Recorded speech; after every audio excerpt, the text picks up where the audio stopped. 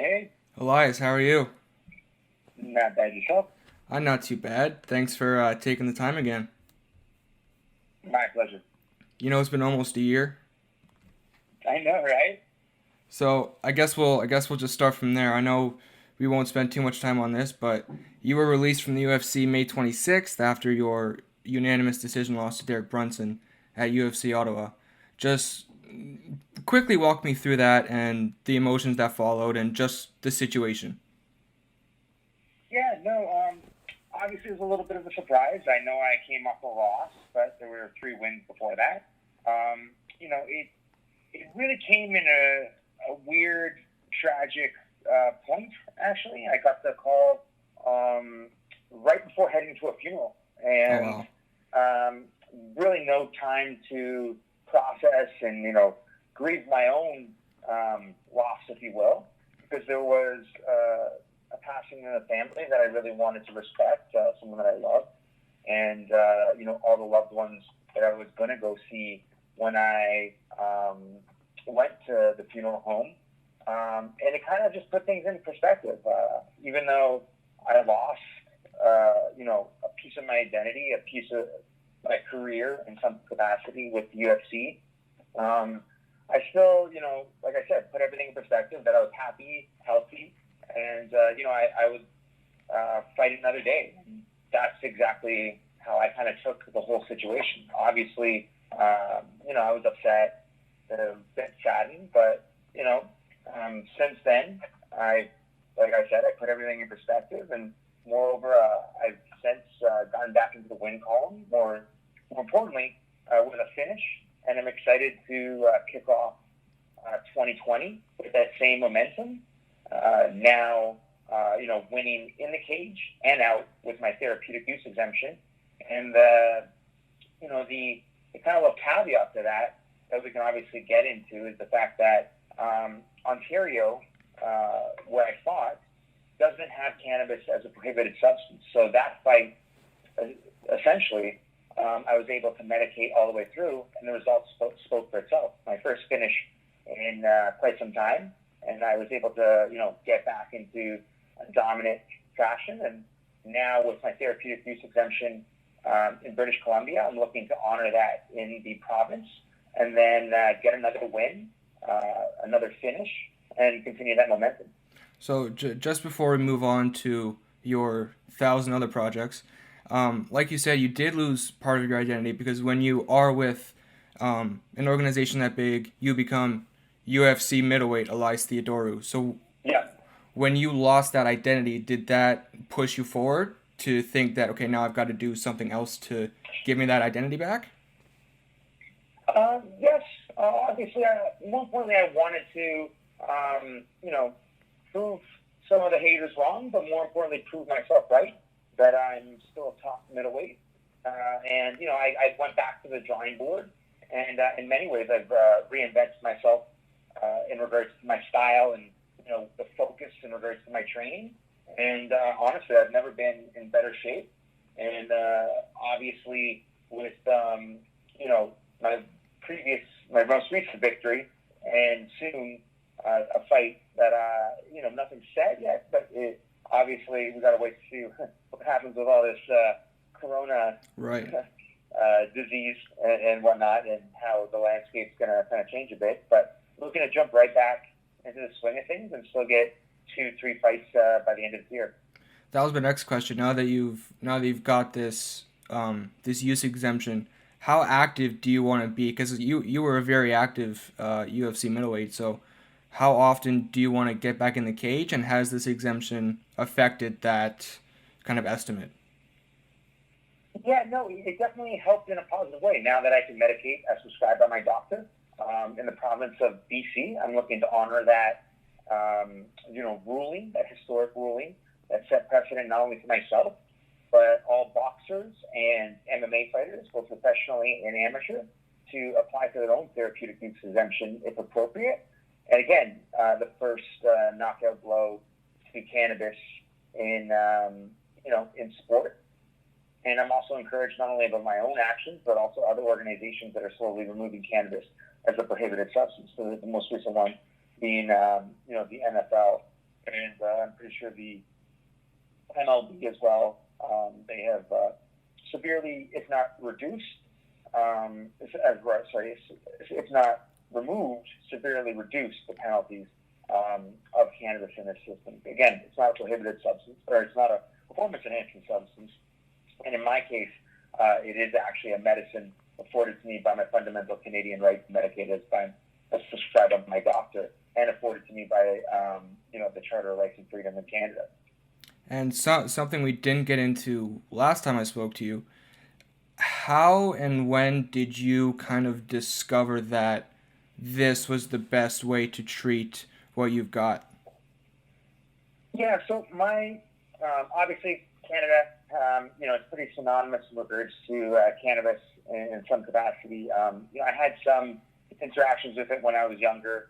It was just kind of around, and I never really used it, that much in my teenage years, and actually latter into my 20s, I very much thought it was opposed to, diametrically opposed to being a healthy athlete. So when I started martial arts, I definitely was averse to it.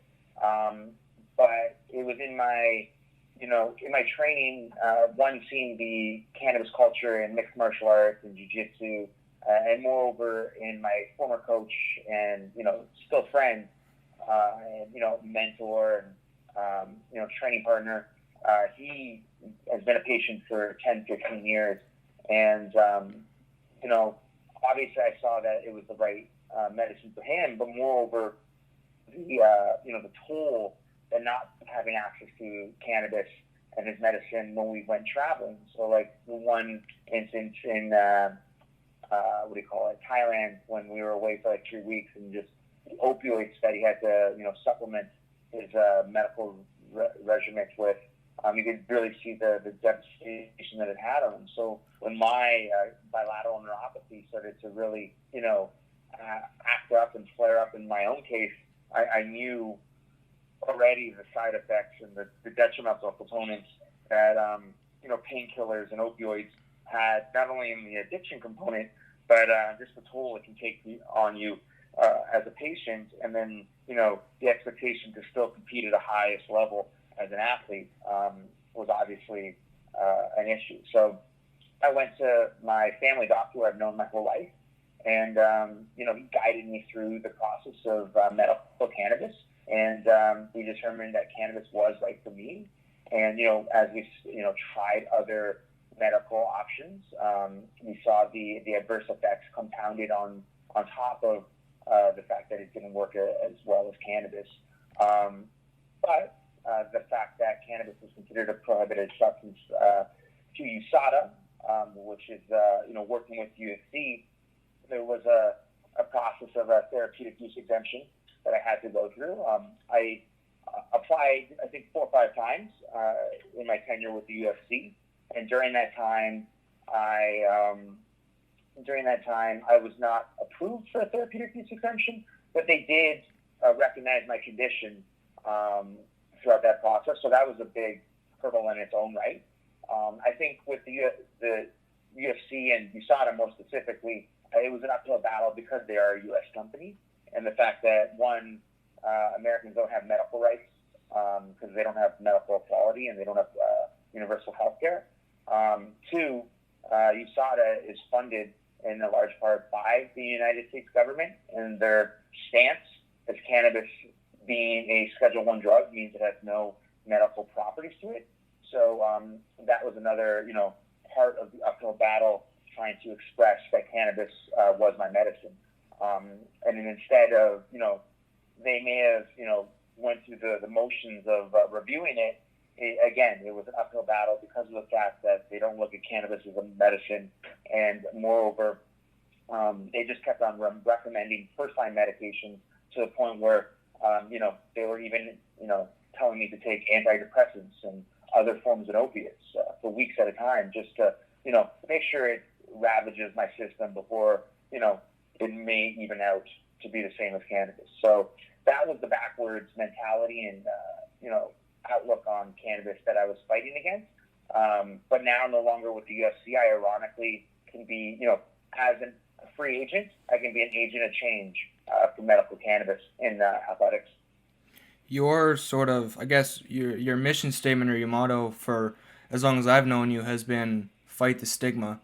How much do you think that stigma has changed in the past year, let's say?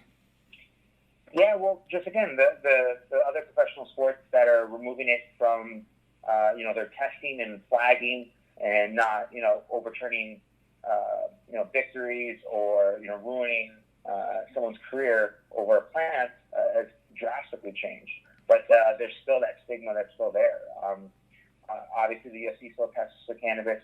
Other MMA organizations do. Other, Olympic sports still as well. But the fight the stigma in many ways is going to start with athletics because that's my life and that's who I am as an athlete.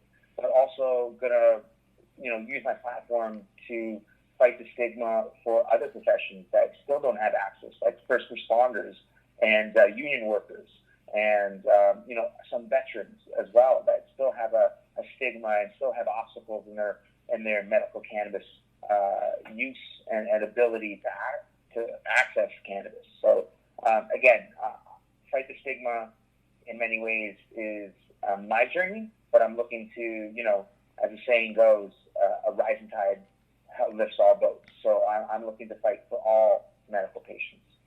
You mentioned you saw it earlier, and over the past few months, the UFC has they've gotten a lot of CBD deals in the past few months, even including sponsorships.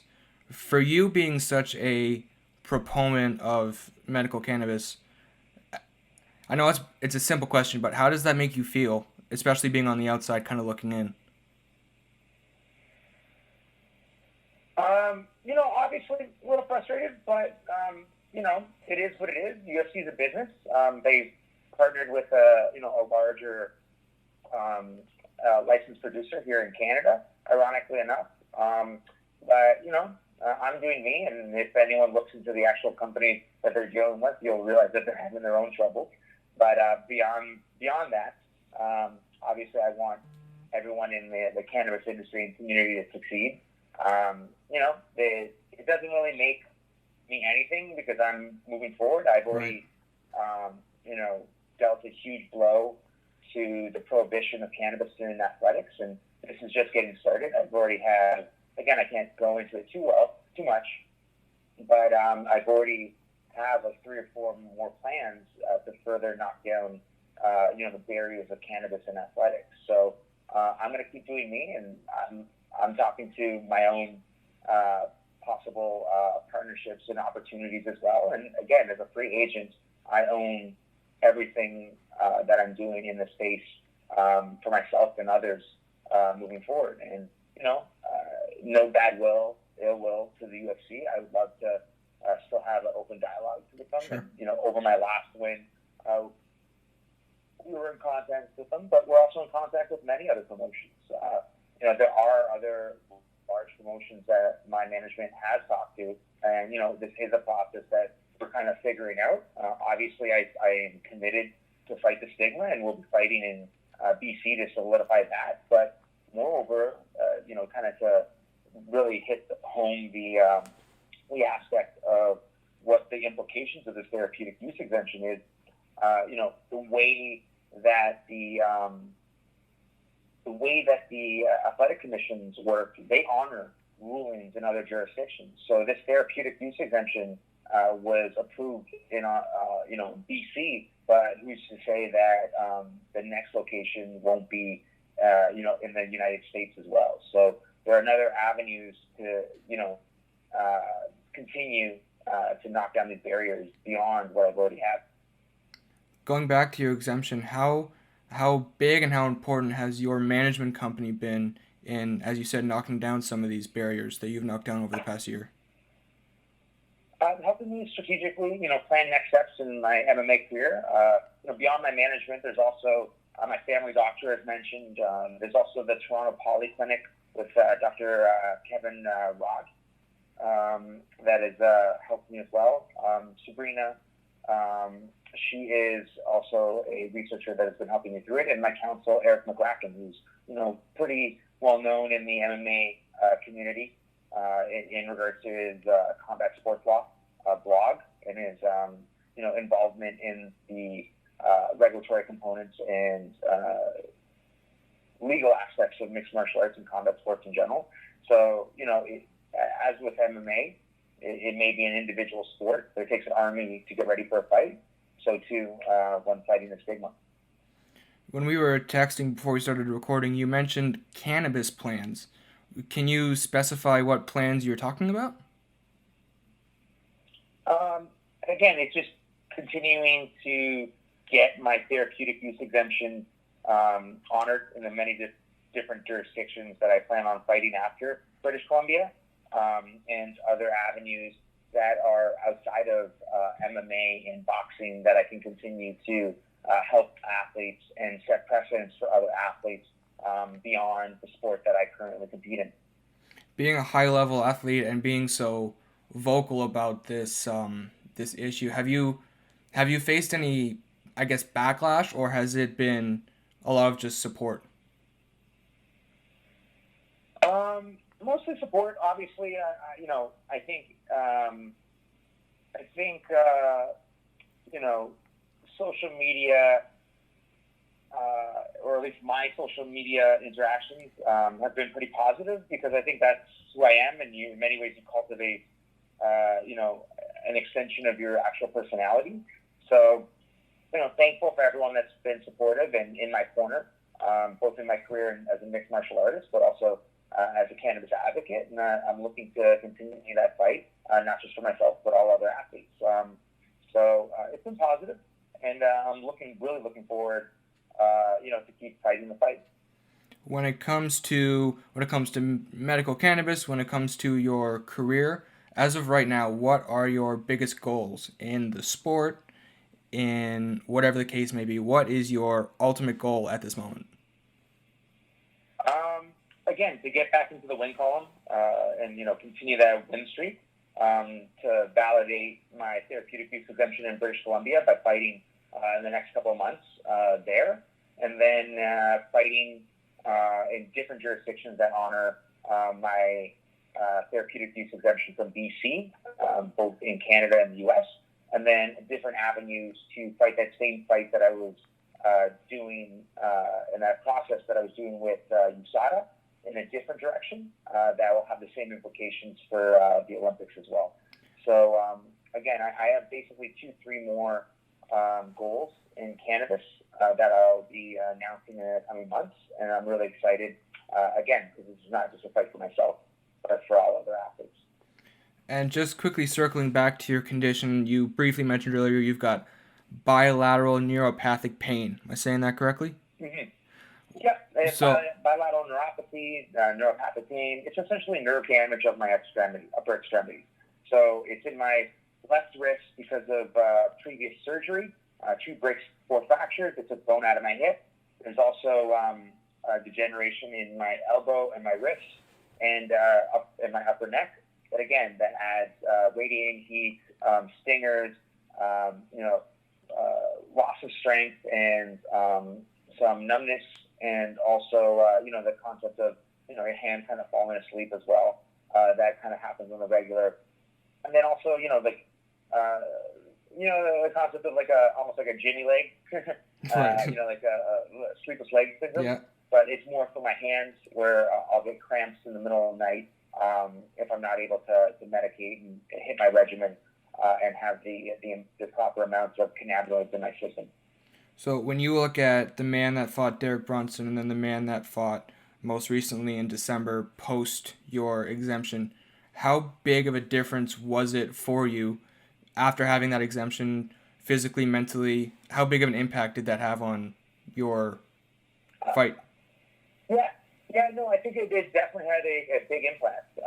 Obviously, working so hard for the last X amount of years, finally getting that resolved, and now competing at a level playing field where I'm able to medicate as prescribed by my doctor, will allow me to, compete at the highest level without any, without the same restrictions that I've been forced to deal with over the past X amount of years. So, excited to get back into the cage and keep winning and dominating fashion. So when the UFC is obviously the goal for every MMA fighter, but now that you're out of the UFC and you've got this freedom, did it have any effect on how you looked at fighting? Do you look forward to it more now that you know you can treat what's best for you? Yeah, well, again, when I entered the UFC, the landscape was a lot different. Obviously, there's a lot more organization, and there's a lot more opportunities. So I'm excited to get another and then really start those conversations with all the major promotions. And just to wrap things up, we'll go quickly to your upcoming movie that I know you've been working very hard on. Just Yeah. tell us about that movie, your character, and how big of a difference it's been to go from being a fighter to an actor.